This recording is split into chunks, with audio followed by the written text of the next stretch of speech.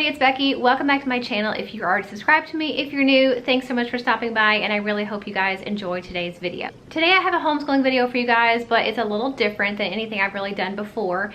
And I think it's because so many people I have heard or have contacted me and told me that they are like pulling their kids out of public school immediately, and they really don't know what to do. And I get these emails pretty much on a daily basis about, well, what do I do? How do I start homeschooling? Maybe it's because the public school in your area is not starting when it's supposed to, or if you already sent your kids to public school, but then they or you couldn't handle all of the masks and the restrictions and things like that. This video is in particular for last minute homeschoolers, people who have made the decision to homeschool kind of split second, and they really are thrown into what I consider emergency homeschooling. Suddenly you find yourself with no curriculum, no plans, not really even knowing what to do to start homeschooling, and you really just kind of feel like, I want to do this, but I have no clue what to do, how to start, where to begin. And I found myself in that same situation about 7 years ago. Our oldest at the time was in 4th grade, and we had already decided to homeschool her for 5th grade and beyond, but we were going to let her finish out her 4th grade year. Well, several things happened that led up to this point where, split decision, I decided to go ahead and pull her out of public school middle of the year, having no clue really how to even pull her out of public school, no curriculum certainly purchased or even really researched at that point. And I really had to throw together something like literally within one day to be able to get her out of public school and start homeschooling her. So I know where you guys are coming from. I know how you feel.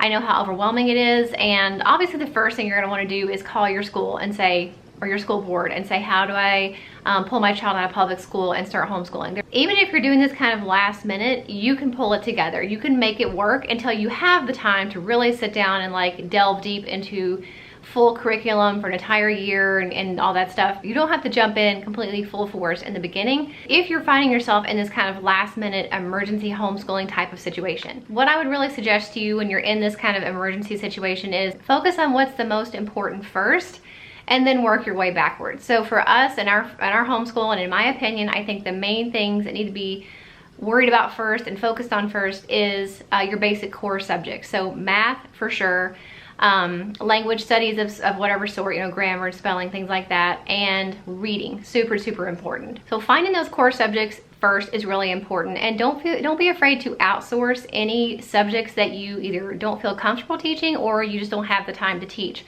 For me, math was the biggest thing, the biggest hurdle for me to get over, because it was honestly the one thing that just kept coming in my mind, like, I can't homeschool her because I'm really bad at math.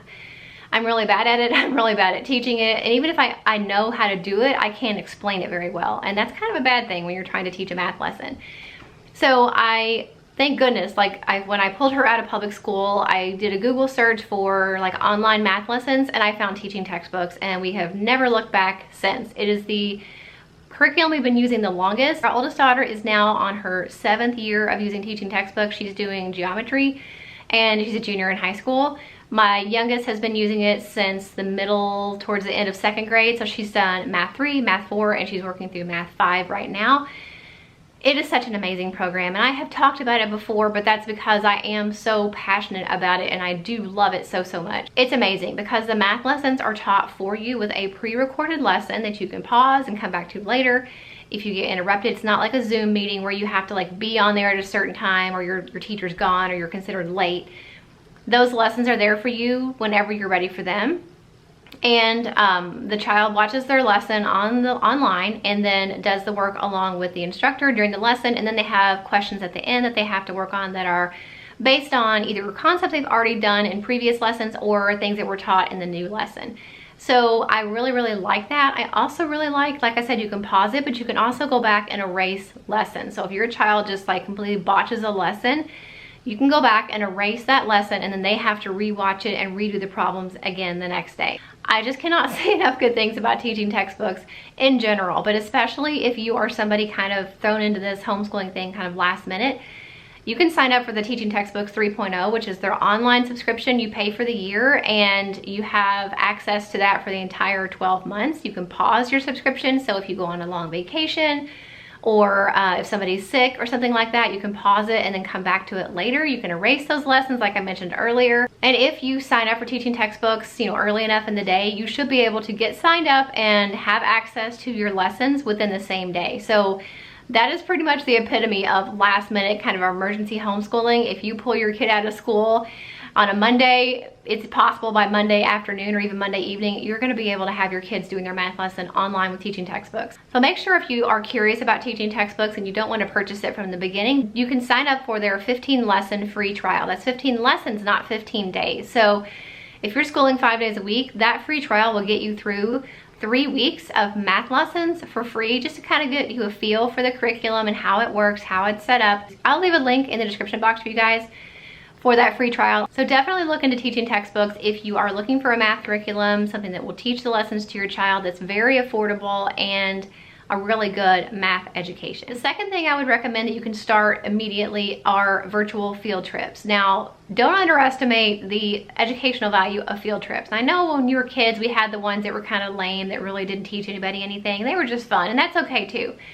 But you can learn a lot on a field trip, and you can still learn a lot even if you are taking a virtual field trip from your home. And those are things you can find really easily with the internet we have these days and the access we have to museums and all of these interactive websites that you can find. There are so many ways that your kids can learn from home by taking these virtual tours. And I'm actually doing a video here in the next few weeks, kind of with my best suggestions of some of my favorite virtual field trips. But that is something you can do if you pull your kid out of school on a Monday and you have nothing planned for them.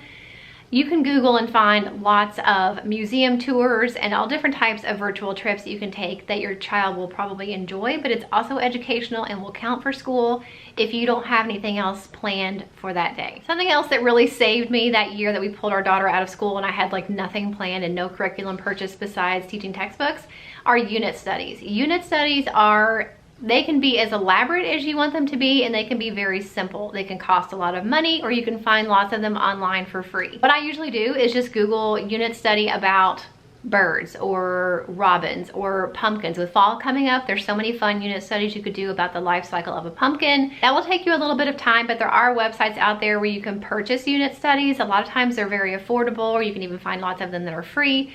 But that can really help you with your curriculum. If you haven't made a decision about science yet, what curriculum you want to use, go ahead and get a couple unit studies pulled together and some chapter books that go along with those unit studies. And that can be your science until you figure out, you know, do you want to pick a different curriculum for science later on. The fourth thing that can be really, really helpful, and this is kind of obvious, but educational TV shows and documentaries are really, really helpful.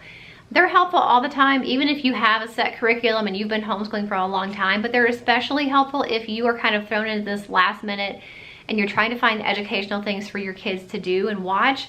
Don't underestimate educational TV shows or YouTube channels. And a lot of times kids really enjoy watching an educational show. They might actually remember more if they're seeing about something and hearing about something versus just reading it in a book.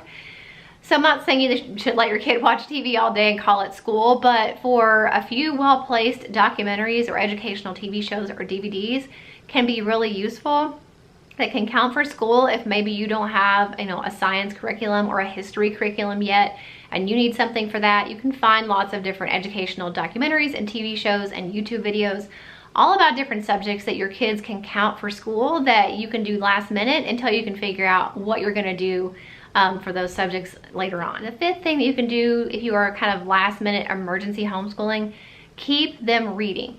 Reading is such an important thing to do, whether you are thrown into homeschooling last minute or if you've been homeschooling for, you know, an entire year or years and years. Even little kids that can't read can look at picture books, can look at shape and color books. But reading is such an important thing that teaches kids fluency, comprehension, vocabulary, spelling, figurative language, so many skills that you pick up through reading that are really, really important no matter what level of reading your child is in. It's super important to have constant access to books and giving them time every single day where they have to at least look at a book or read a book. And I think it's really fun to let kids explore different topics they're interested in, but making sure they're reading something every single day. So those are my 5 best tips and suggestions for you guys of what to do if you are kind of thrown into homeschooling last minute and you have little to nothing prepared like I didn't all those years ago. These things are kind of what I started with when I was thrown into homeschooling, and I was like, okay, I can do these things right now. What can I do right now? And then I'll figure things out as we go, and I'll purchase curriculum and make decisions about other things as we go along. But I knew I had to find something for her that she could start doing like the next day. And these are all the things that I did and relied on and utilized to kind of keep her busy and keep her learning while I was, you know, behind the scenes doing more research about other choices I need to make, you know, longer term. So I really hope this is helpful. I know this is a stressful time for so many people, but whether you plan to homeschool long-term or maybe just to get through this school year, it's fine. You guys will do fine. You can do this. You are way more patient than you think. And because you love your kids, you're gonna put the effort into figuring out what is the best for them, what's gonna be the best option for them. And I know you guys can do it. So just throwing this out there that these tips might be helpful to you. Make sure if you are looking for a solid, amazing math curriculum that you check out Teaching Textbooks. I will link the Teaching Textbooks free trial for you in the description box. I will also link my homeschooling playlist. Every homeschooling video I've ever made is in that playlist. So curriculum choices, and of course you'll see Teaching Textbooks every single year. Homeschool room tour and homeschool motivation, a couple homeschool vlogs thrown in there. So definitely make sure you check it out. Please give this video a thumbs up if it was helpful. Make sure you subscribe before you head out, and I'll see you in the next video. Bye.